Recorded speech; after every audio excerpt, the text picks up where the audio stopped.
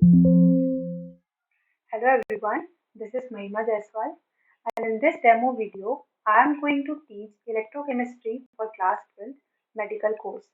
I also have an experience of 4 years as a home tutor. Okay, now I am going to start my demo video. अच्छा, जब भी TV में match आ रहा होता है, तब घर में ना लड़ाई पक्के में होती है रिमोट के लिए। क्यों होता है ऐसा? क्योंकि जो नॉन क्रिकेट लवर्स होते हैं, उन्हें मैच नहीं देखना होता है एंड क्रिकेट लवर्स को मैच देखना होता है, राइट? होता है ऐसा? ऑफ कोर्स, हाँ, ज्यादातर ये इस केस में होता है कि जब एक ही टीवी हो घर में। Now you all must be wondering कि मैम इलेक्ट्रोकेमिस्ट्री छोड़ के हमें क्रिकेट का क्यों पढ़ा रही है। उसका एक रीजन है। लड़ाई तो हम बहुत अच्छे से कर लेते हैं कि मुझे ये वाला चैनल देखना है या मुझे वो चैनल देखना है। क्या आपने कभी सोचा है कि जो रिमोट होता है, उसके अंदर जो सेल लगा हुआ होता है, वो कैसे काम करता है? आई थिंक नहीं सोचा होगा। मैंने भी नहीं सोचा था जब मैं लड़ाई कर रही थी तब। ऑब्वियसली मेरे भाई के साथ होती है मेरी लड़ाई, क्योंकि मुझे क्रिकेट पसंद है। ना स्क्रीन पे आपको ये सेल दिख रहा होगा, सभी ने देखा होगा आई थिंक ये सेल। ठीक है, तो अब ये जो सेल है, वो कैसे काम करता है, ये वाली बात जो है हमें इलेक्ट्रोकेमिस्ट्री में पढ़नी है। इट मीन्स कि ये सेल किस पे बेस्ड है। This is based on electrochemistry. Next अगर हम बात करें कार की, कार सबने देखी है। कार के अंदर जो बैटरी लगी हुई होती है, that is also based on electrochemistry. Geyser, geyser जो हम पानी गर्म करने के लिए यूज करते हैं, this is also based on the principle of electrochemistry. तो हमने बहुत सारे रियल लाइफ एग्जाम्पल्स देखे, like TV, AC, video games के रिमोट में जो आप सेल यूज करते हैं, वो सब किस पे बेस्ड होते हैं? इलेक्ट्रोकेमिस्ट्री पे बेस्ड होते हैं। कार की बैटरीज हो गई, गीजर हो गया, एंड ऐसे बहुत सारे इलेक्ट्रिकल गैजेट्स हैं जिसमें इलेक्ट्रोकेमिस्ट्री हमें देखने को मिलती है। तो आज की क्लास में हमें यही पढ़ना है कि ये सारे गैजेट्स या फिर ये सारे जो आइटम है, जो सेल है, बैटरी है, वो कैसे काम करती है। इलेक्ट्रोकेमिस्ट्री पढ़ने के बाद जब भी आप इन सारे आइटम्स को देखेंगे ना, तो आपको समझ में आएगा, आपको पता होगा कि ये कैसे वर्क करते हैं। पहले भले ही नहीं पता था, बट हाँ, ये चैप्टर पढ़ने के बाद आपको समझ में आ जाएगा। चलिए, now what is electrochemistry? Electrochemistry is itself the combination of two words, namely electro plus chemistry. Electro means electrical energy and chemistry means chemical energy or related to any chemical change or any chemical change. And इस chapter में mainly हमें इन दोनों terms के बारे में ही पढ़ना है, that how can we convert electrical energy into chemical energy, or how can we produce electrical energy by using chemical reaction or by some chemical change. That is, electrochemistry is the study of relationship between electrical energy and chemical changes. Now the next question is, what is chemical energy? आपके mind में चलो ठीक है, ये तो समझ में आ गया कि मैम इलेक्ट्रिकल एनर्जी से केमिकल एनर्जी जनरेट कर सकते हैं हम, एंड केमिकल एनर्जी से इलेक्ट्रिकल एनर्जी के कन्वर्शन को ही हमें इलेक्ट्रोकेमिस्ट्री में पढ़ना है। बट केमिकल एनर्जी जब हम यहाँ पर बोल रहे हैं, तो किस एनर्जी की बात हो रही है? अब ये सुन के स्टूडेंट्स के माइंड में आया होगा, लेट सपोज कोई रिएक्शन हो रही है जिसमें ए से बी बन रहा है प्रोडक्ट। अब इस रिएक्शन के टाइम पे कुछ ना कुछ अमाउंट ऑफ हीट या तो लिबरेट हो रही होगी, not precisely heat but energy बोल सकते हैं। कुछ ना कुछ अमाउंट ऑफ एनर्जी या तो लिबरेट हो रही होगी या एब्जॉर्ब हो रही होगी, और इसकी वैल्यू जो है हम डेल एच के टर्म्स में रिप्रेजेंट करते हैं। ठीक है, अब जिसके भी माइंड में ये आया है कि जिस केमिकल एनर्जी की हम बात कर रहे हैं वो डेल एच की ही वैल्यू है, तो स्टूडेंट्स ये गलत है। Del H is our enthalpy change, this is not a chemical energy. ये एनर्जी में जो चेंज आ रहा है उसकी वैल्यू होती है। जब हम केमिकल एनर्जी की बात कर रहे हैं इलेक्ट्रोकेमिस्ट्री में, एक्चुअली में गिब्स फ्री एनर्जी का मतलब होता है केमिकल एनर्जी। ये जो एंथैल्पी, गिब्स फ्री एनर्जी है, ये टर्म्स आप ऑलरेडी थर्मोडायनेमिक्स में पढ़ चुके हैं। तो जब भी इलेक्ट्रोकेमिस्ट्री में मैं केमिकल एनर्जी बोल रही हूँ, आपके माइंड में स्ट्राइक करना चाहिए कि केमिकल एनर्जी का मतलब है हम किसके बारे में बात कर रहे हैं। We are talking about Gibbs free energy.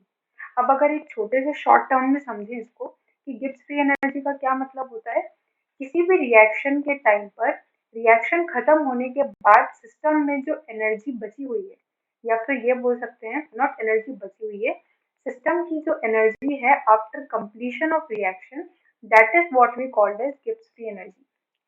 And enthalpy is की कितनी अमाउंट ऑफ एनर्जी लिबरेट हो रही है या एब्सॉर्ब हो रही है ड्यूरिंग केमिकल रिएक्शन।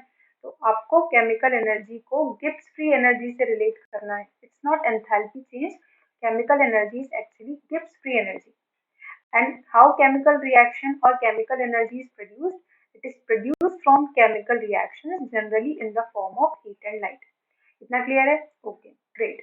नाउ हमने ये तो देखा कि इलेक्ट्रिकल एनर्जी से केमिकल एनर्जी जनरेट कर सकते हैं या केमिकल एनर्जी से इलेक्ट्रिकल एनर्जी प्रोड्यूस हो सकती है। तो जो डिवाइस हम यूज करते हैं इस पर्टिकुलर मेथड के लिए या फिर जो भी प्रोसेस हो रही है, that is called as our electrochemical cell. That is, device capable of generating either electrical energy from chemical reactions or using electrical energy to cause chemical reactions or chemical changes. इसी को हम बोलते हैं electrochemical cell. अब electrochemical cell दो type की होती हैं। First one is or galvanic और voltaic cell, second is electrolytic cell. अब इन दोनों में से किस वाली सेल का क्या काम होता है, इसको हम एक एग्जाम्पल से समझते हैं, आपको ज्यादा अच्छे से क्लियर होगा। जो एग्जाम्पल अभी मैं एक्सप्लेन करने वाली हूँ वो बहुत कॉमन एग्जाम्पल है, जनरली आप लोगों ने 10th क्लास में भी देखा हुआ है वो एग्जाम्पल, एंड रिडॉक्स रिएक्शन में भी थोड़ा बहुत उस एग्जाम्पल के बारे में आपको आइडिया लगा होगा। मैं आपके सामने एक रिएक्शन लिख रही हूँ, Zn plus CuSO4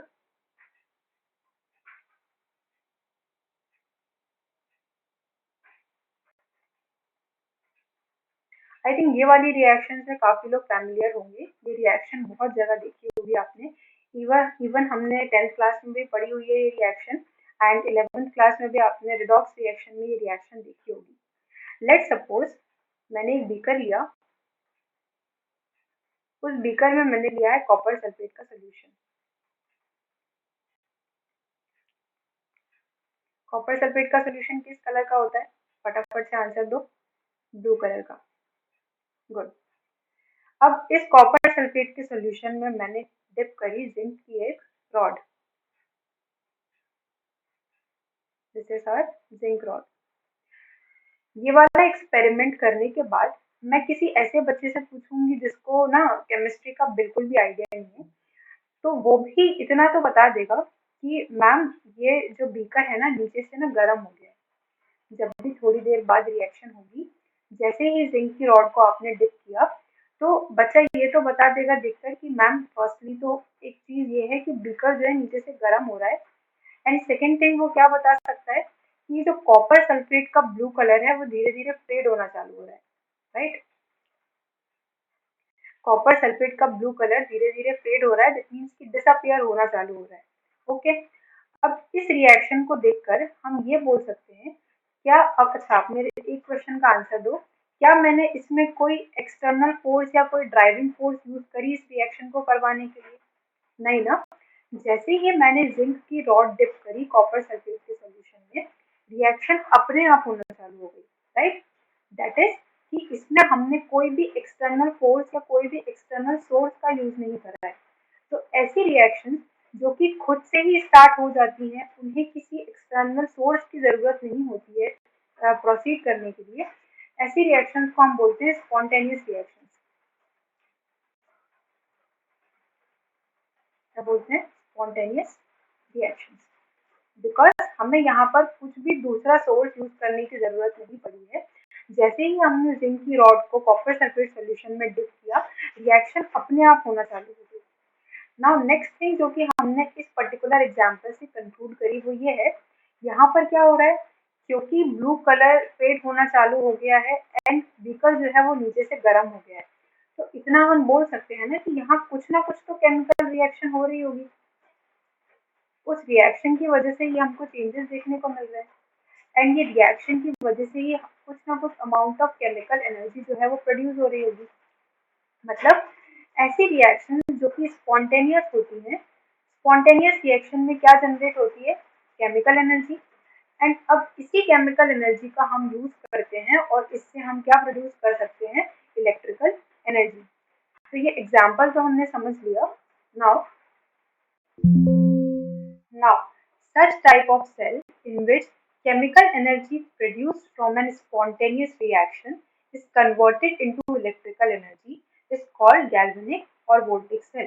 That means galvanic और voltaic cell से क्या होता है? जो chemical energy generate हो रही है during chemical reaction, इसको electrical energy में convert करती है कौन सी cell? Galvanic और voltaic cell. अब क्योंकि हमने एग्जाम्पल में देखा कि केमिकल एनर्जी जनरेट जब हो रही है तो उस टाइम पे रिएक्शन कैसी थी? स्पॉन्टेनियस।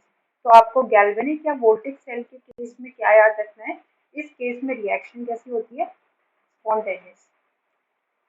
स्पॉन्टेनियस रिएक्शन का क्या मतलब होता है? Reaction that takes place by itself. अब थर्मोडायनेमिक्स में क्योंकि हमने पढ़ा है कि for spontaneous reaction del G is equal to negative, तो गैल्वेनिक और वोल्टेज सेल के केस में डेल जी की वैल्यू कैसी होती है? नेगेटिव होती है। ठीक है। अब इसी का जस्ट ऑपोजिट होता है हमारा इलेक्ट्रोलिटिक सेल। इलेक्ट्रोलिटिक सेल किस चीज के लिए यूज करते हैं? That converts electrical energy into chemical energy. Okay.